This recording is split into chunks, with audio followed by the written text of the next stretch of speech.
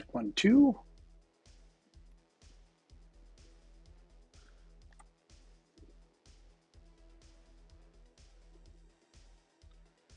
Open code. And 4, 3, 2.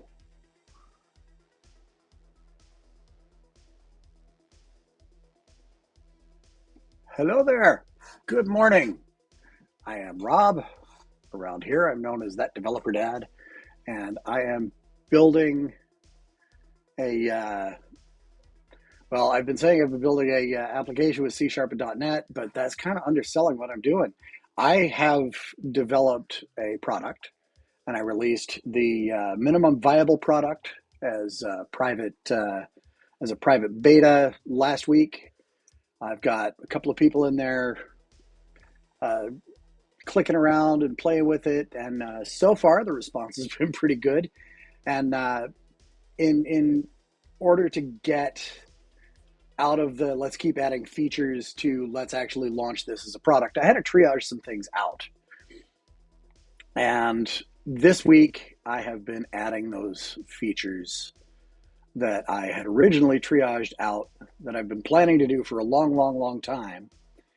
I'm putting those finally into the application.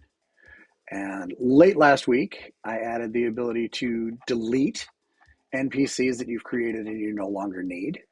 Earlier this week, I added in a filter capability so that you can, sort, or not sort, but search for specific characters that you've created. And yesterday, I started working on expanding the actual random generation portion of these NPCs so that, to have all of the things that I wanted them to have. And there's the website for the project. I just pushed that up onto the screen there. And so when I left off yesterday afternoon's session, I had gotten a couple of the species personality templates in place. And the way I'm doing all of this stuff is we've got, these different types of templates that are applied to a townsperson as we do the random generation part.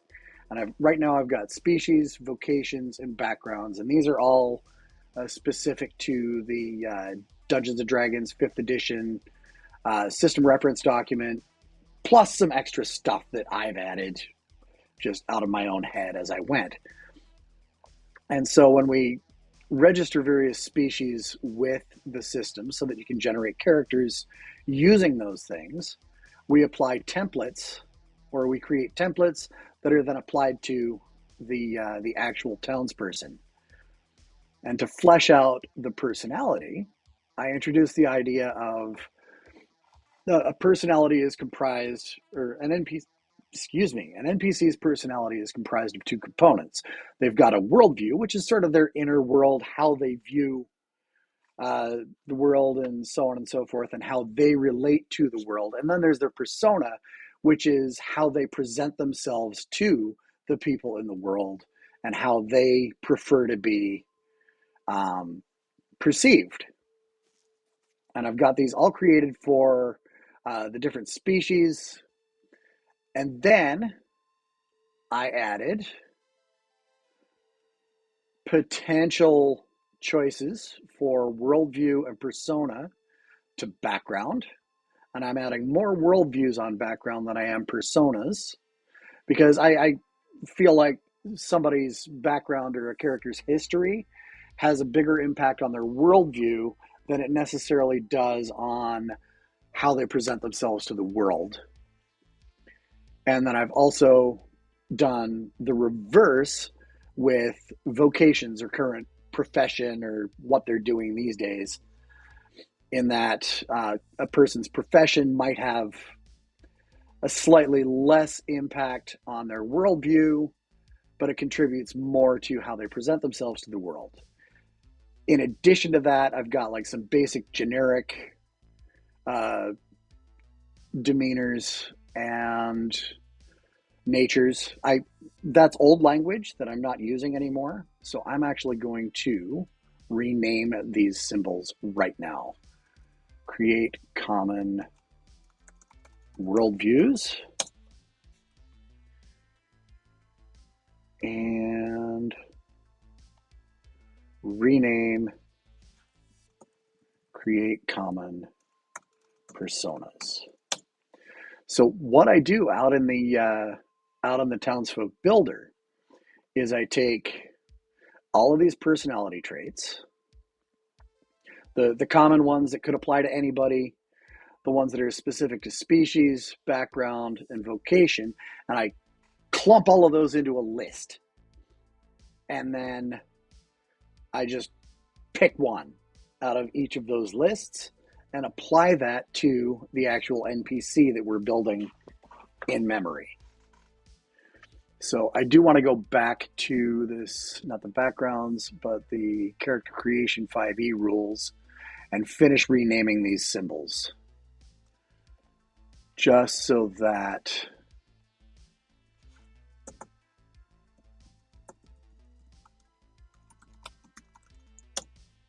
I remember to refer to things using the terminology that I want to be using for that, rather than completely ripping off White Wolf in the storyteller system.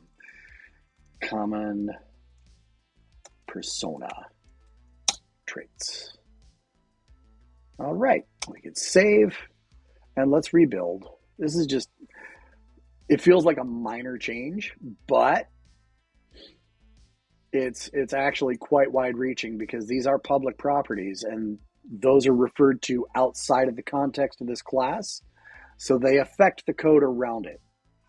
So I have to be very careful to make sure I don't cause any problems with these seemingly trivial name changes. These are private properties. I'm going to go ahead and change them right now. And rename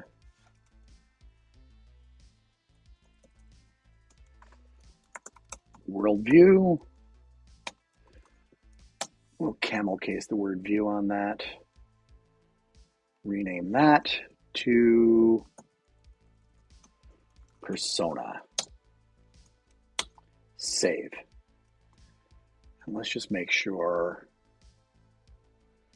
I have purged that language throughout. I have. Okay, saving that. We'll rebuild real quick just to make sure I haven't caused any issues that would show up during the compilation.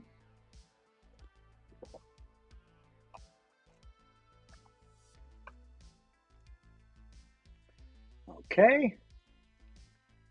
And just for laughs, let's run the app and make sure that these personality traits are showing up here and there.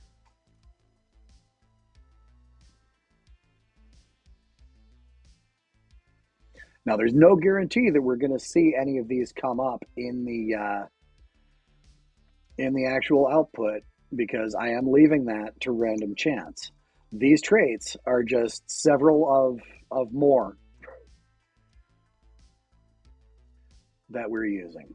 Oh, it wants me to log in, and I need to start being mindful to not be showing my credentials and stuff like that on streams, especially when I'm going to be especially since I'm also archiving over to YouTube.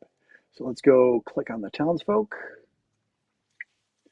And you can see that there's a couple of new species visible amongst this list. Because while I was adding species personalities, I was like, I got curious, as I do. Oh, look, here's an ogre. She's a retired farmer. Worldview is militant. Her persona is blunt. Yeah, why not? I got curious, and I said, "Hey, Claude, based on the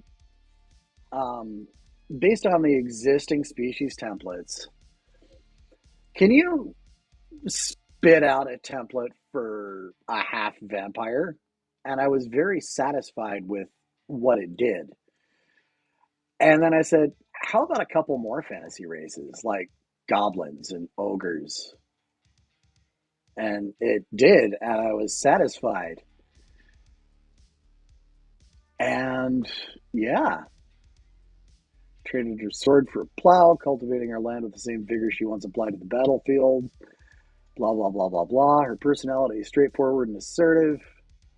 And I wanted to incorporate these more traditionally monstrous races or more monstrous species into the NPC generator because I believe that somebody's species and somebody's background has an influence, but is not a definite determinant on how they interact with the world and how they may integrate with a fantasy world society.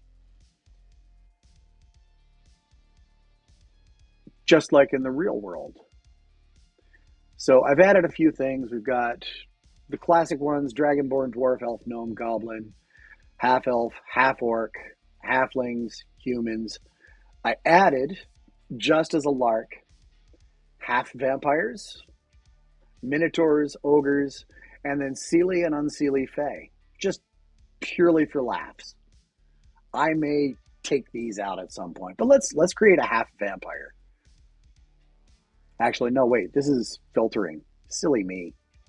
Let's go to new NPC, show the options, species. Let's roll with a half vampire. Are they retired from whatever profession they're in? No. Let's see what we get. They're dutiful, stoic. They're a knight. They had a history as a wanderer. This sounds like Alucard from Castlevania. Let's spin it up.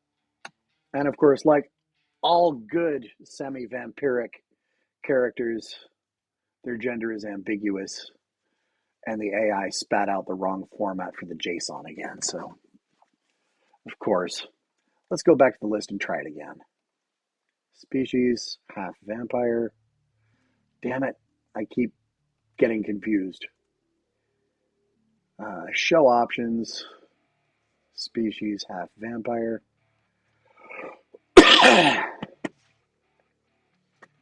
Retired brewer, was a hermit. This ought to be interesting. Let's see what ChatGPT has to say. Ashen complexion that contrasts sharply with his long flowing white hair. Dark flowing robes adorned with subtle silver patterns, which gives him an ethereal presence, blending elegance with an air of otherworldliness. I don't need to read this out loud. Contemplating the nature of existence and the balance. See them as wise yet distant. Blah, blah, blah. Okay. Retired brewer spends his days in quiet contemplation within a wealth of knowledge about herbs and potions, which he sometimes shares. Past creations linger in a small, humble cottage. I like this. I'm going to save, let's save Lori in here. I said save. There we go. And we'll go back to the list. And then, of course, just for funsies, let's create a Seelie Fae.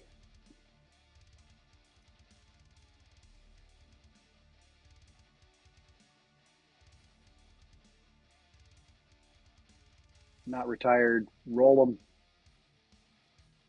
They're a shopkeeper, they were an outlander.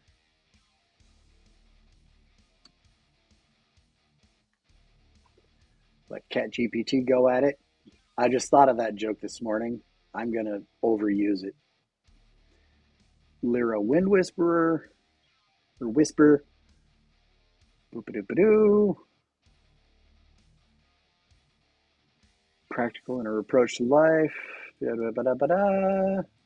And you know what? As this evolves, I really feel like I ought to put the randomly generated stuff, like the categories or the adjectives that come out of the dice, on the headings here. So personality, profession, and background. I really ought to put like a dash, worldview, persona, profession dash whatever was rolled, background dash whatever was rolled. But that's an alteration I'll make at another time. And so let's save this. And we'll go back to the list. And we'll do one more. Let's do an unsealy. Let's hide this so that I stop trying to use the filter instead of create. I'm getting confused by my own application's UI. That's not a good sign. Okay, compassionate, dramatic, alchemist, refugee, artistic, adaptable. Yeah, this guy looks better. Generate description. Thinking. Okay, 6'1", dark pearl complexion, shimmers in the light, wild purple hair. Yeah, this guy sounds pretty unseely. Eldrin possesses a ritualistic nature, often finding comfort in the repetition of ancient traditions.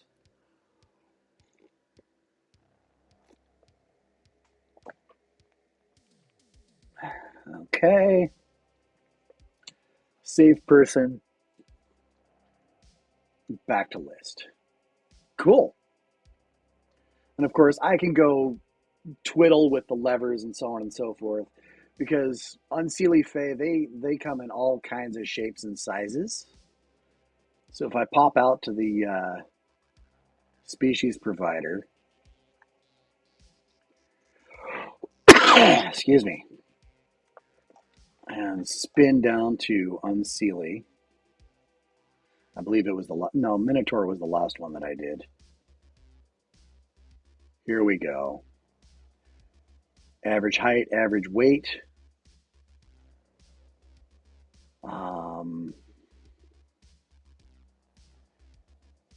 This is hair colors.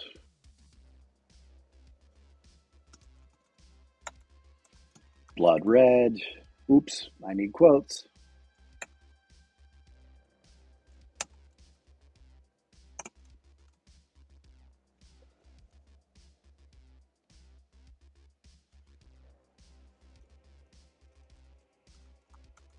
Steely gray.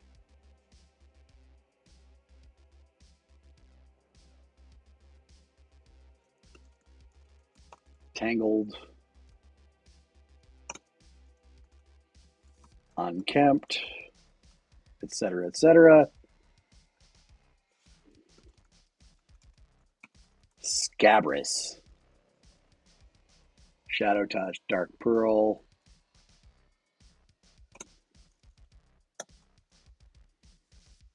Complexion colors.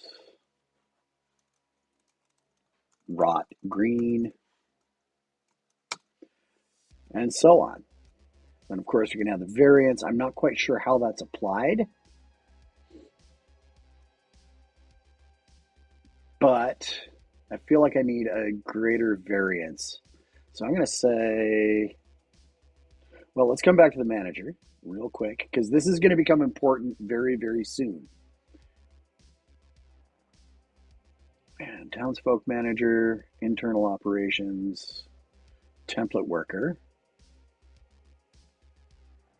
And apply species. Here we go. Set body attributes. Let's take a look here. Gender option, pick one, blah, blah, blah.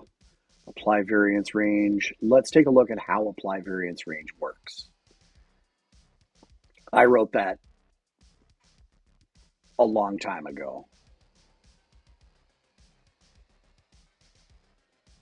Apply variance range. Oh, that's the interface.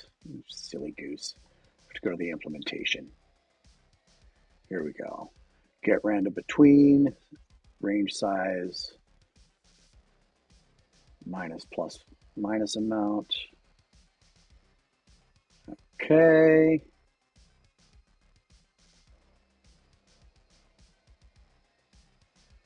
So let's come over here. So what it's doing is it's getting a random number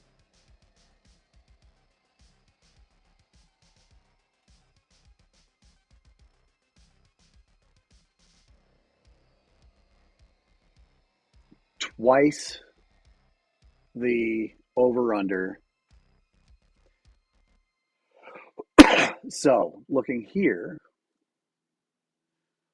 if I've got a height variance of 20, it's going to pick a number between negative 20 and positive 20 and apply that to the height, and that's in centimeters. So I'm going to bump this to 100. 50 centimeters is a little less than 2 feet tall. Let's say 120. And then the weight variance, average weight in kilograms is 55. Let's bump this to 30. We're going to end up with some really, really skinny, tall and skinny, and short and broad, short and heavy, unseelie fae. So I'm going to save that change, stop, rebuild.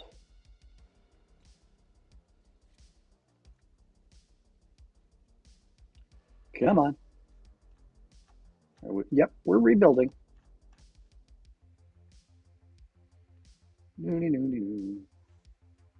Rerun.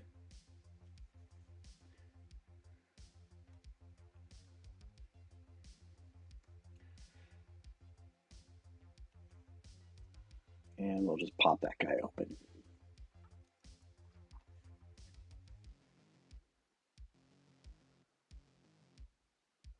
Let's go to New, Show Options, Unseelie, Not Retired, and let's just randomize for a little bit. They're 2'10" and 165 pounds. That's stout, very stout.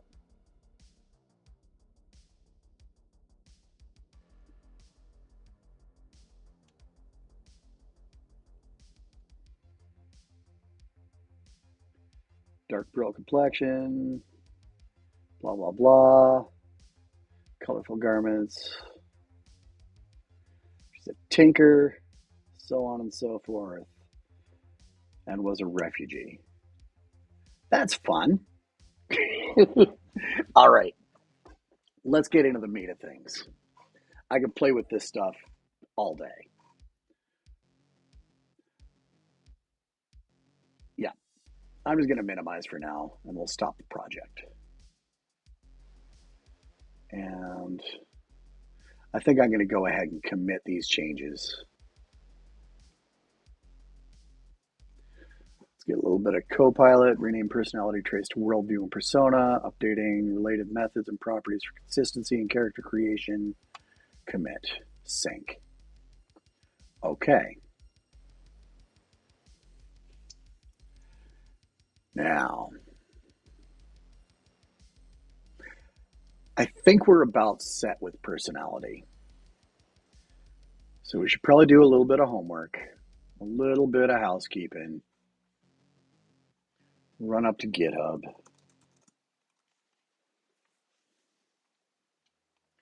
Come in here. Let's compare and pull request. It's able to merge, create.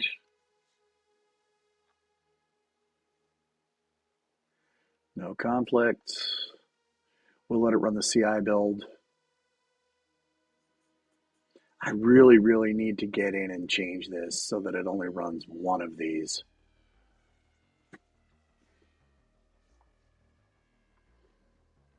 Because it's running the same thing for two different contexts. And it's not necessary.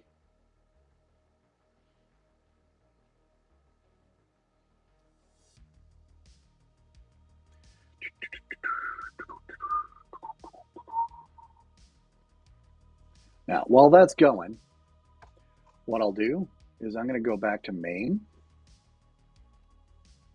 over here.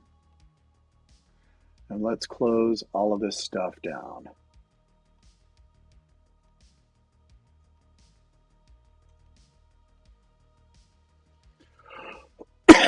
Pardon me. Now let's come back over to GitHub because it looks like one of those checks passed. And because it's the same check being run twice, yeah, we're good. Let's come into the pull request, grab this one, and I'm just going to squash and merge. Confirm. Come on, confirm. In you go. I'm going to keep this branch around for a little bit, just in case.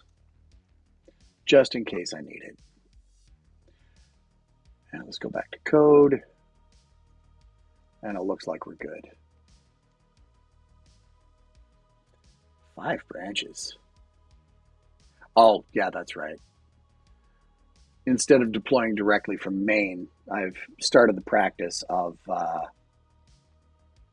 cutting a release branch from main once I've got it where I want it, and then deploying from the newly cut release branch, so that just in case I get in there for post-deployment testing and I see something, oh no, I can't let that live, I can always go back to a prior branch. And I'll just have to develop the practice of cleansing those old branches once they're, 2 or 3 releases old.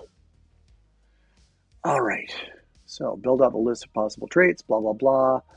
Looks like we're all good here. I do want to build at the very least before I cut my branch for the new feature. And I also want to go look at GitHub again. And of course I closed it. And I want to get the naming pattern for these enhancements I'm making.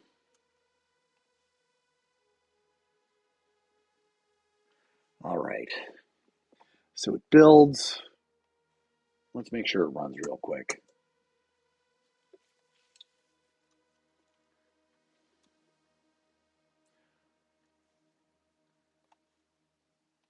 Pop open manage NPCs, give it a refresh.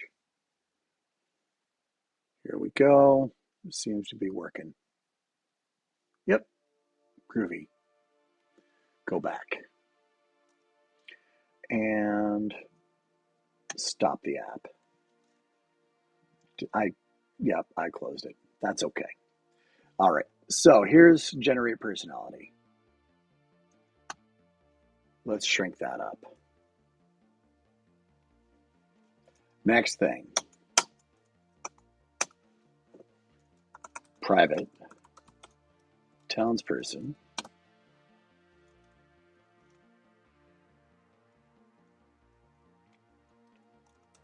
Generate game statistics.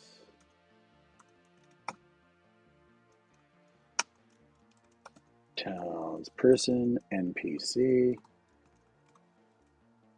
And I don't think we need anything else added in here yet. Return NPC. Save.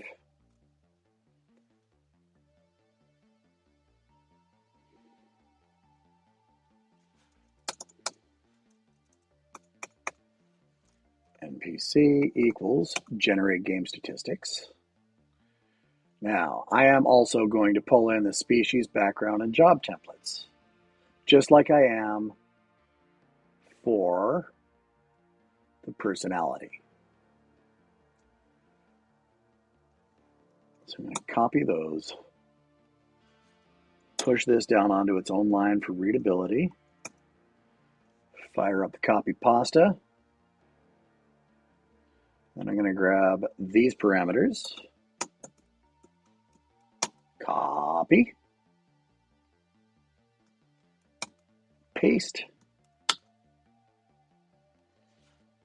Clear up that extraneous white space. Don't need a comment that says generate person. Now we'll generate the personality that then immediately calls a function called generate personality. That's silly. All right, and we are stubbed out.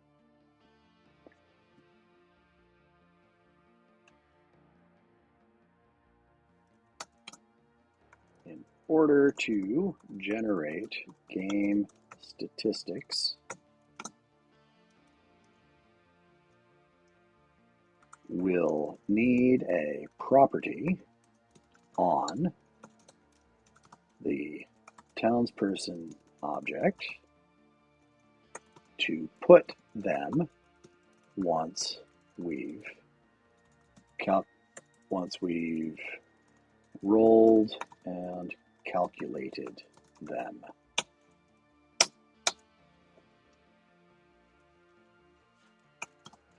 We'll also need to define the rules for which stats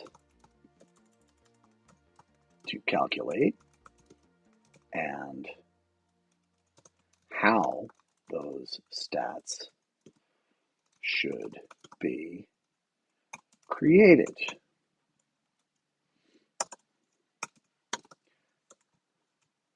We also don't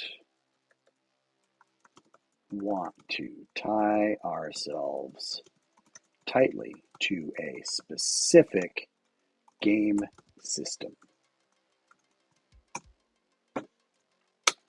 Now, this is an interesting problem, isn't it?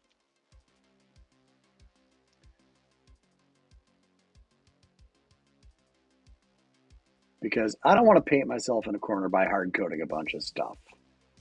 Everything I've done so far has been generic and applies to pretty much, we could lift what I've built so far and easily drop it into Pathfinder, any other fantasy flavored role playing game. Heck, we could use this stuff in a White Wolf game if we wanted to.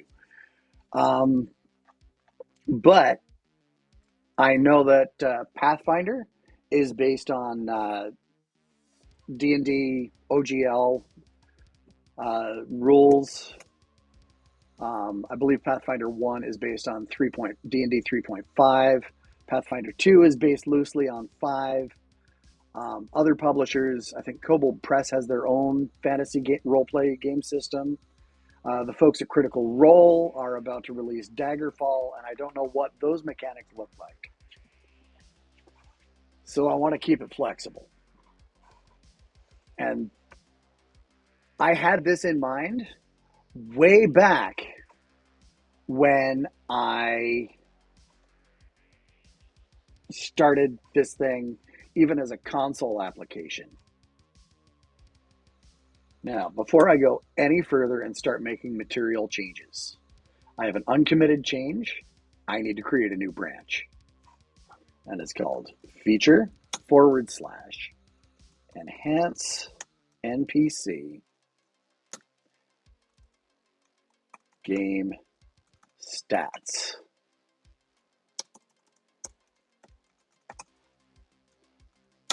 There.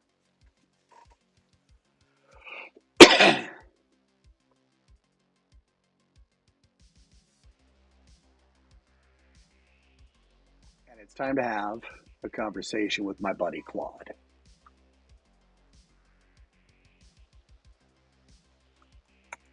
Good morning, Claude. I hope you got some restful GPU cycles overnight. We've got puzzles to solve.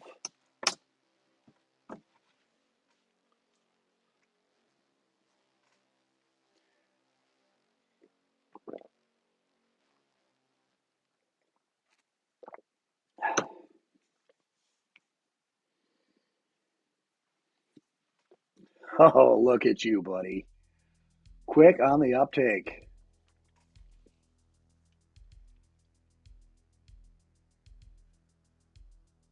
Still keeping the core system flexible.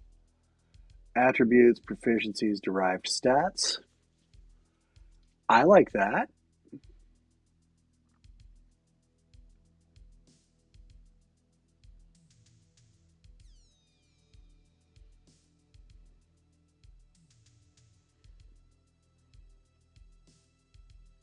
And we put the generation inside the character creation rules.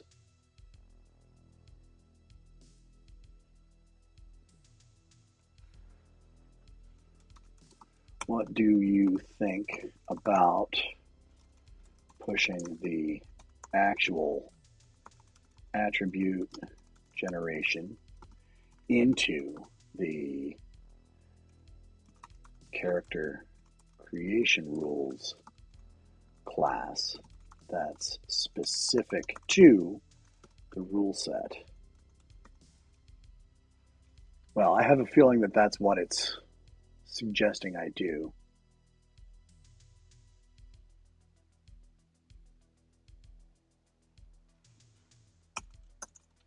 So that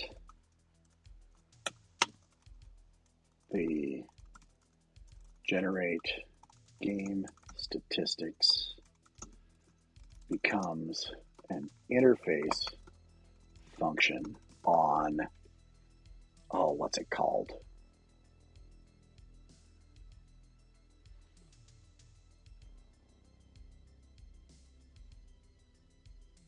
Character creation rules, is that it? Yep.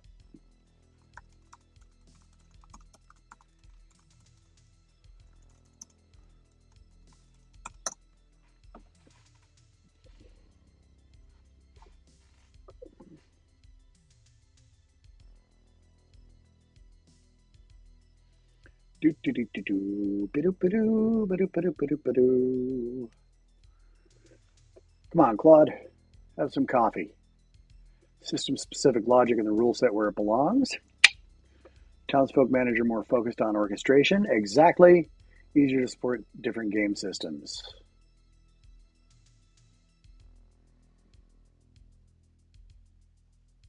Okay.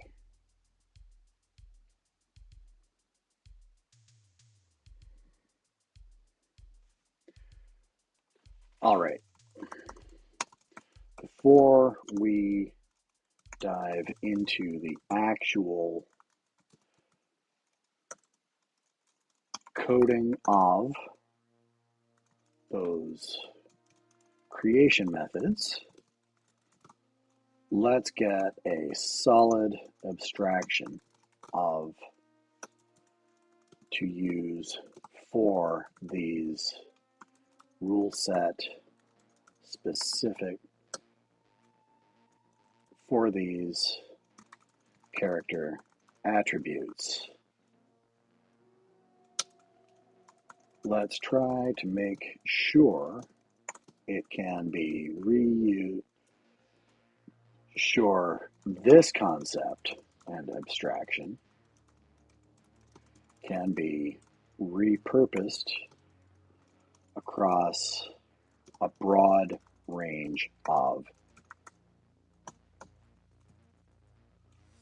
TTRPG rule systems.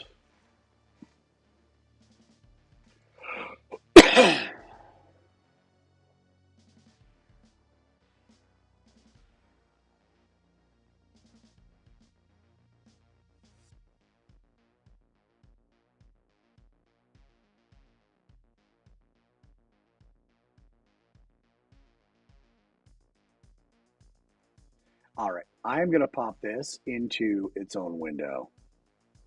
We're going to open the chat in the editor here. And I'm going to pull this over here. Now, resource access, rule set definitions. Game option base, game option set, rule set base.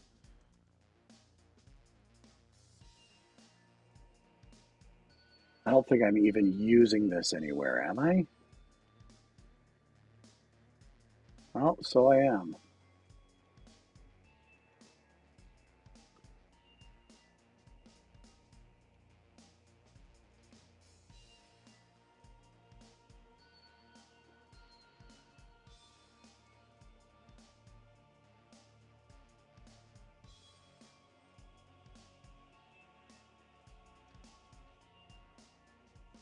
Go away. I got to look at how this is structured here. So all we're doing here is registering the species data. That's no good. Character creation rules, on the other hand, this is what I'm using.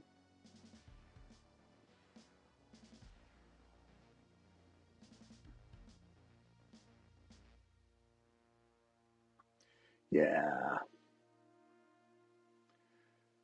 Okay. And this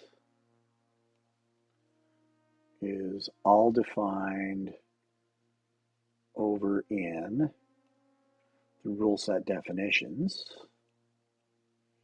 under iCharacter creation rules. Okay.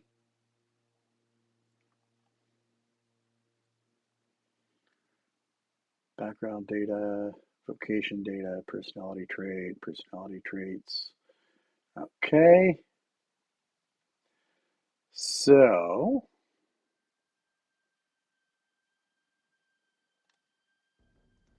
we need a new file. And I'm going to call it game attribute. It's got to be a class. And it's going to be called game attribute.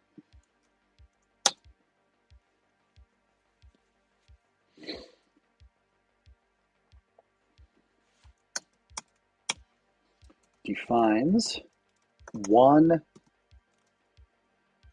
attribute of a character, one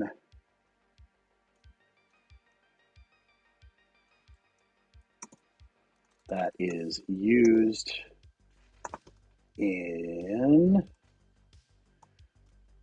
attribute of a character whose value affects various mechanics within a game system's rules.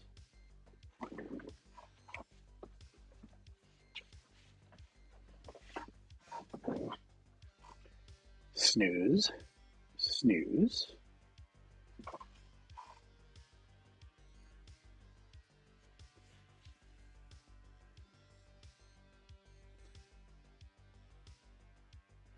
I also need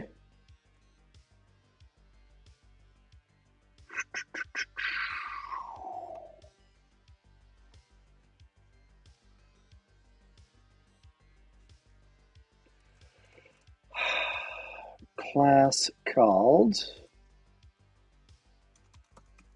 character attributes.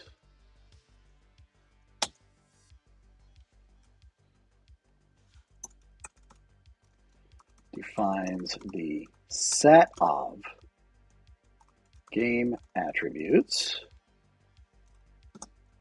that are applied to characters within some game system rules.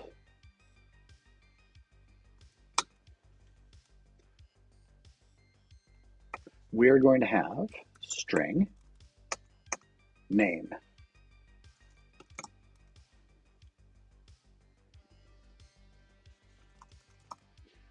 String.empty. There we go.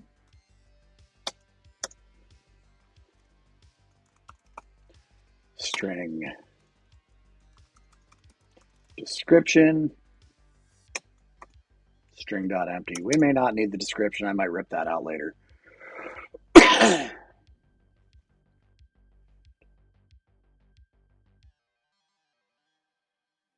the name of this from game attribute to game attribute definition. Rename this symbol.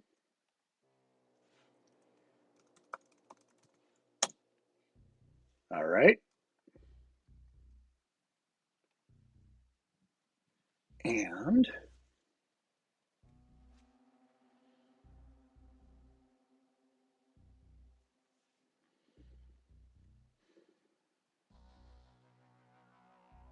These are all going to be integers. All of these values are integers.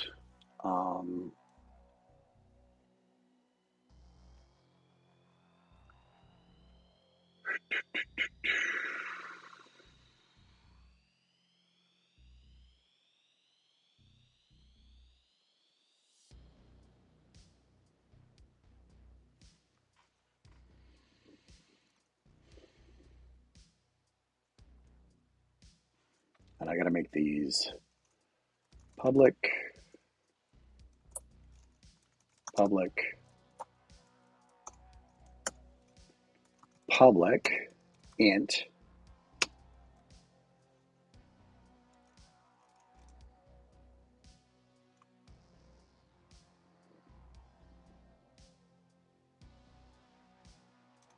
value function,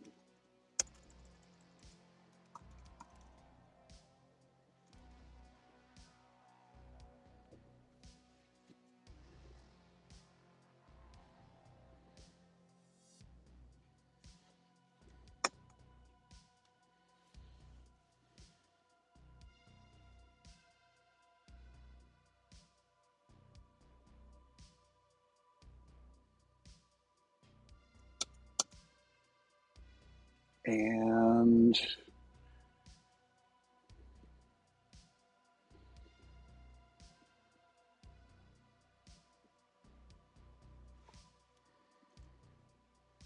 actually this is not that.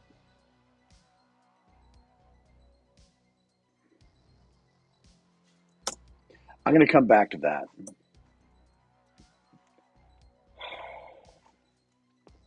Okay, Claude, where are you?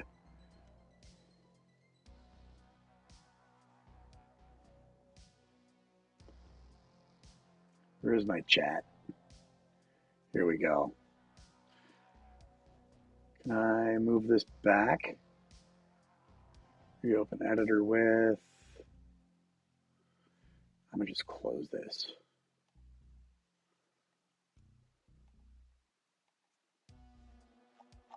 Uh-oh. I hope I didn't lose that. Okay.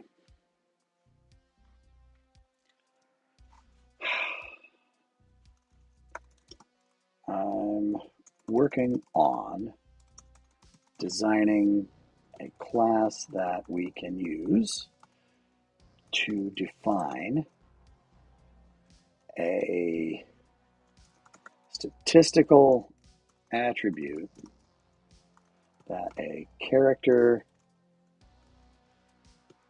may have in a role-playing game would have.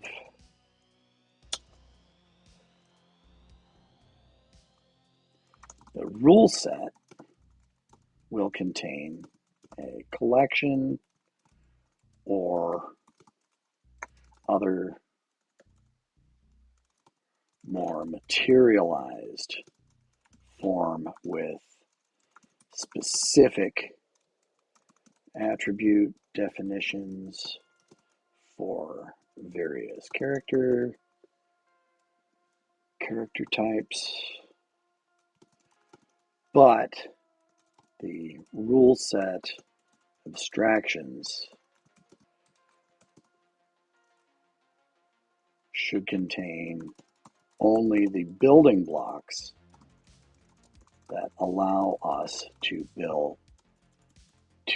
configure specific sets of attributes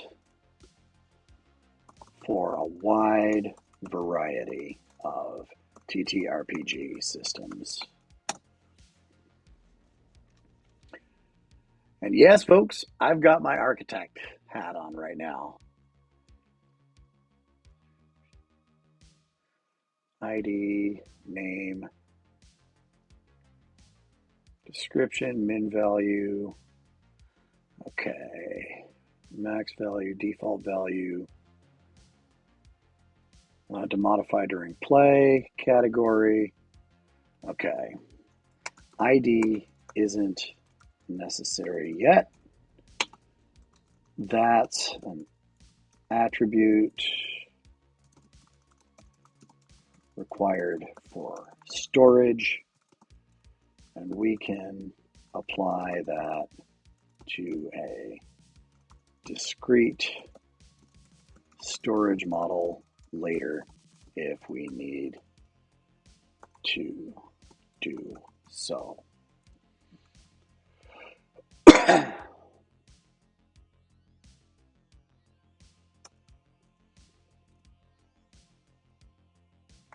I think it'd be wise to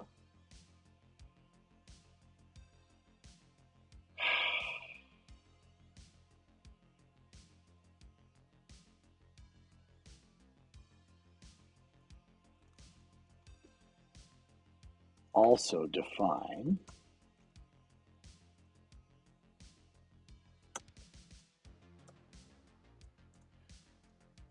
have a property on this class that accepts an interfaced class whose purpose is to perform whatever calculations are necessary to create the value for a character instances attribute. Makes sense? And here I'm using the AI to really help me brainstorm. I'm not just blindly prompting and accepting whatever it says. And in prior streams, especially over the past week or two, you will have seen me just prompt Claude to come up with some idea or implement some feature or some function that I've specified, and I've just gone click, yep, put it in. But what I'm actually doing here behind my eyes and in between my ears is I'm very quickly scanning what it's doing and saying, that's pretty close to the right idea. Let's inject it. And then I'll build and test, or I'll read it over, make sure it's right. And more often than not, if it's not right, it's really, really, really close.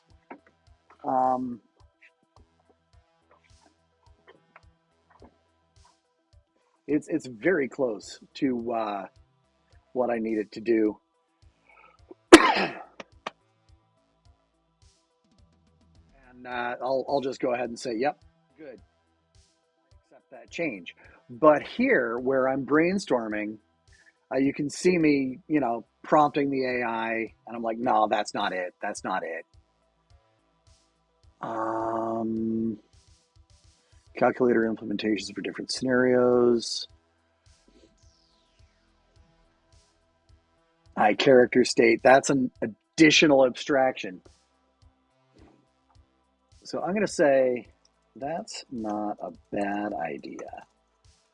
But having attribute calculator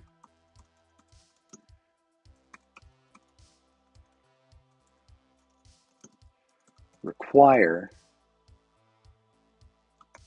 character state, which is an additional abstraction that doesn't currently exist, is a little too abstract for this. What about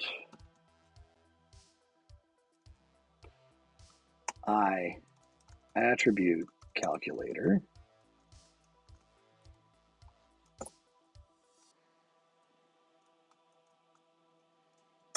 and I'm just going to say pseudocode. And let's spell pseudocode right.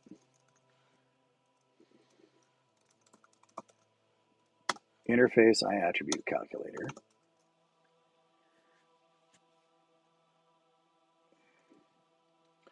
And for now, int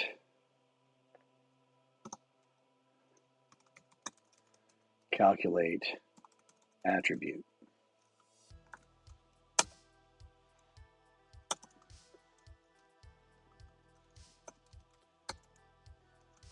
Implementations of I attribute calculator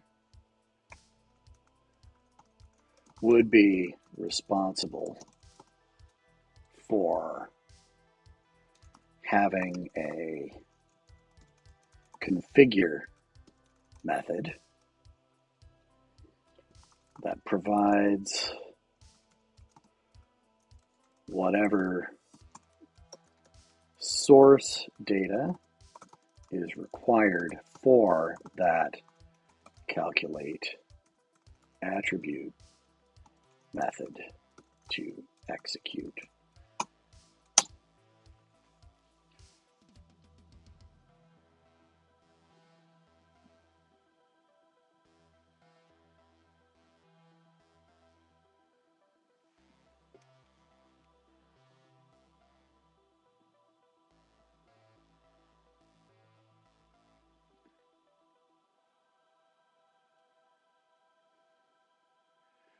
Yeah, that ain't bad.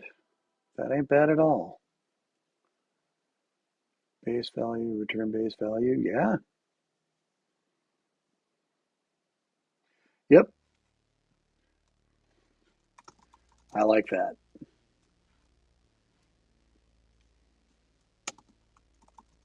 Give me a sec and I'll stand up those files in the basic rule set definition library. And I'm going to pop this out into a new window and pull it over here so I can refer to it as I add my stuff. Come over here. Characters. I'm going to add a new folder called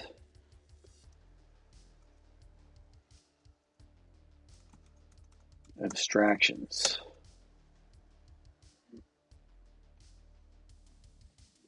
A new file, which is an interface called I attribute calculator.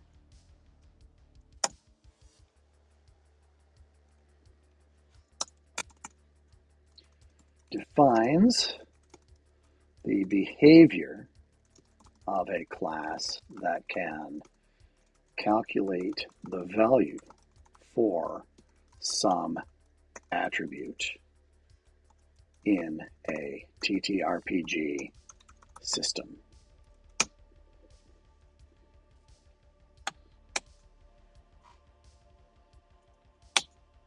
Int calculate.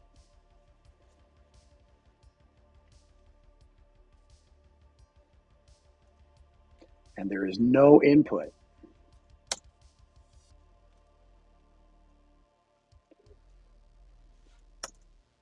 The calculate method has no input parameters by design. This allows implementers flexibility to use any to set up the classes that implement calculations with whatever inputs are necessary to create the desired attribute value. Save. So we've got I attribute calculator. Groovy. Save. Game attribute definition.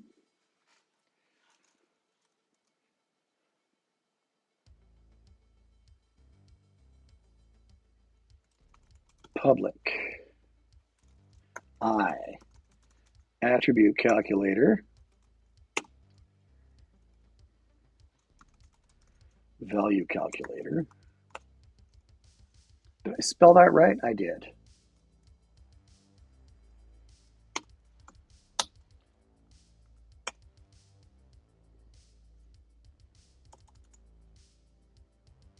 No.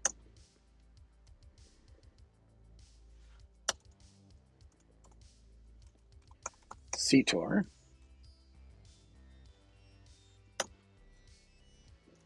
I attribute calculator. It'll pull in the calculator.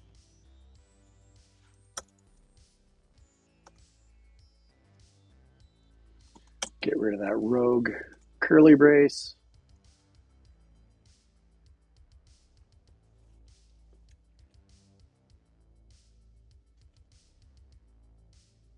Nope, I'm going to make this a property.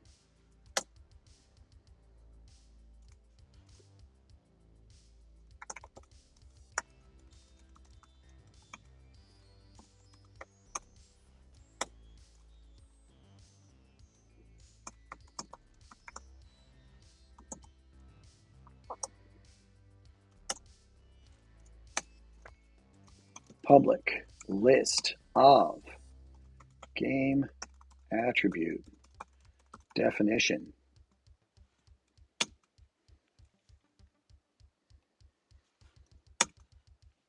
Make that nullable.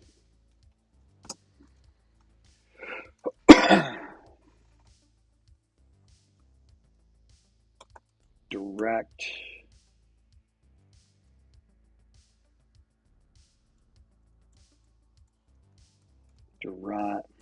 derived attributes. Get set. I'm going to make it a private set.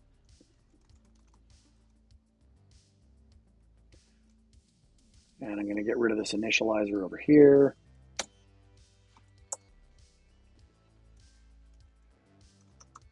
Derived attributes equals new list of that.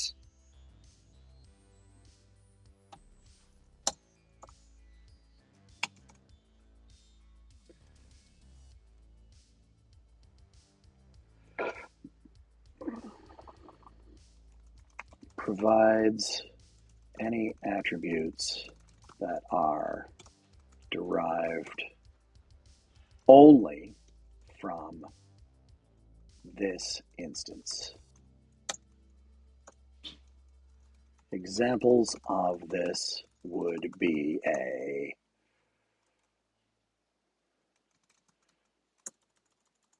the modifier on an ability score for TTRPG systems that inherit from the D&D legacy.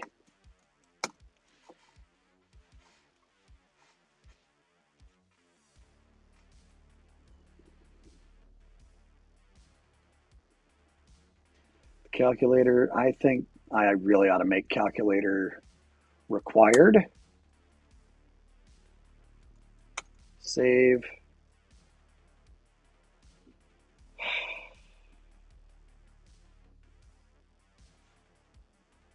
No, I'm going to make it nullable for now. Save. Okay, we have a basic game attribute definition. All right. We've got character attributes and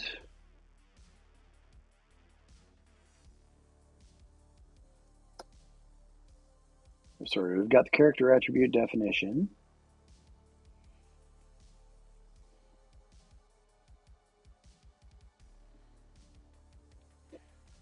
When we come back this afternoon, we're going to define this, uh, the abstract version of the character attributes.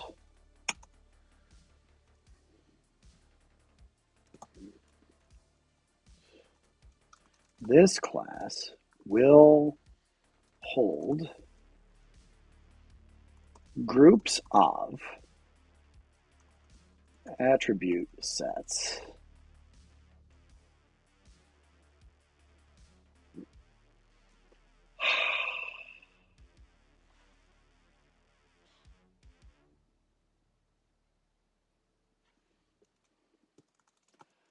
that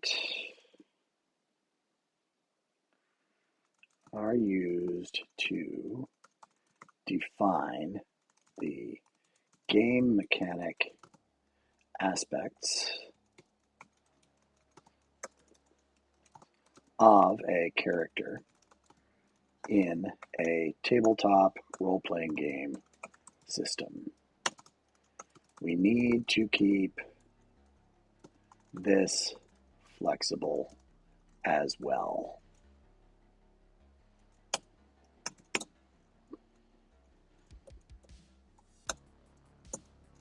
This will be the focus of the next work session. And maybe if we get through this design, this class design problem quickly at the beginning of the afternoon session, we might start defining the actual 5E character attributes that can be applied to a that can be applied to an NPC. And I need to change this from character attributes to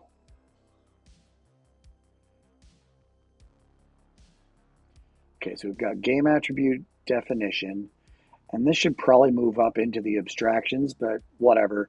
Character attributes, rename,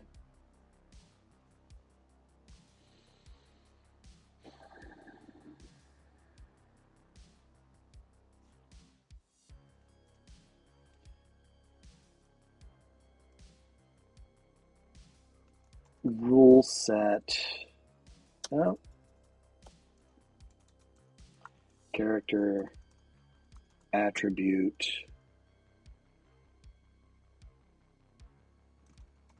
collection. I don't like that either.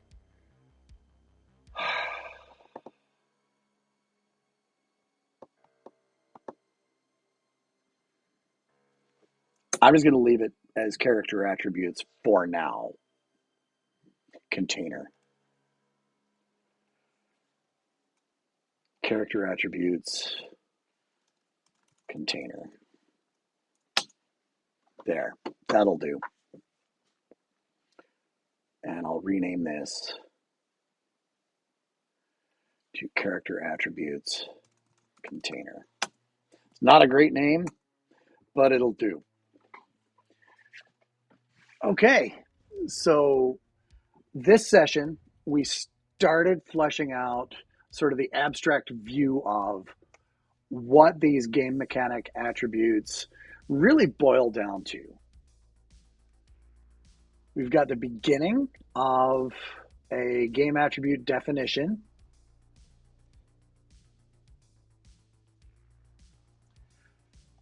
Just a name, description, whether or not this attribute has any attributes that are directly derived from it.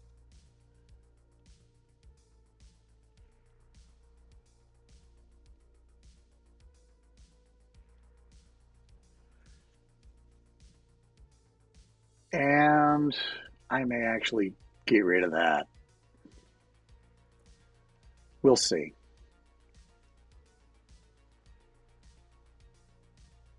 We will see. Because that could get crazy when it comes to rendering time. But I just want to get the data types designed first. And I'm almost visualizing not really a tree structure, but sort of a tree structure. in my head for these things. But this afternoon when we come back, we're going to focus on defining a generic character attributes container that we can then configure with the attributes that apply to, say, D&D 5e or the D&D 5e rule set. So that'll be a fun mental exercise. And as you can see,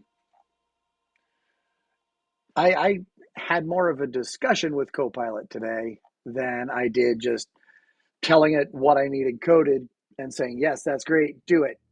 Because we're still working on getting our heads around what we actually need to build. And Copilot and AI coding assistants are fantastic when you have a crystal clear vision of that what and have a decent idea of the how.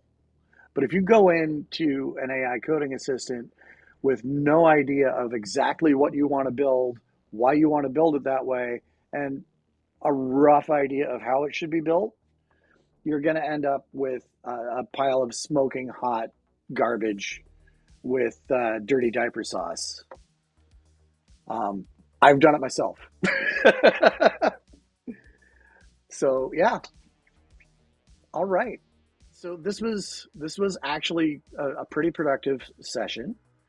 It was a lot of thinking, a lot of second guessing, a lot of backtracking, and really when you're trying to come up with new stuff in software and you're not quite sure how to get started, what exactly you need to do, the most terrifying thing you can have is an empty code window.